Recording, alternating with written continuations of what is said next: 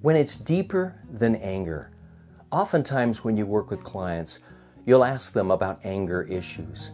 And sometimes anger can go to clamor, which is an Old English word which refers to yelling, crying, or screaming. And that can progress to abusive speech.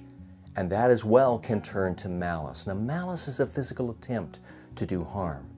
If you turn malice inward in an extreme form, it can lead to suicide. If you turn malice outward in an extreme form, it could lead to murder. But before it ever gets to that point, it's pushing and shoving and hitting and perhaps even cutting.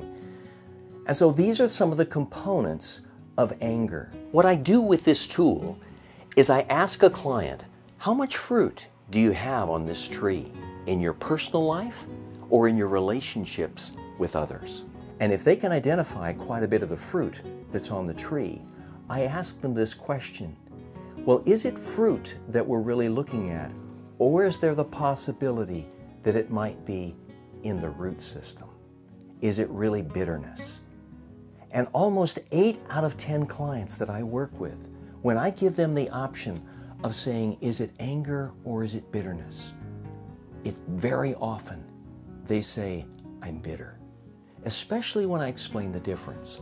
On the back, I show them that anger plus unresolved grief or loss equals bitterness. You see, bitterness is an emotional infection.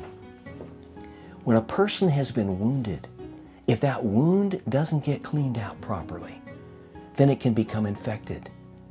And an emotional infection is exactly what bitterness is. I list the 10 characteristics of a bitter person. I list the 3 stages of bitterness. And then what you can begin to do to try to help somebody who may be caught in the grip of bitterness. When it's deeper than anger is a very practical tool. You can ask a client, is this really an issue of fruits, or is it possibly an issue of roots?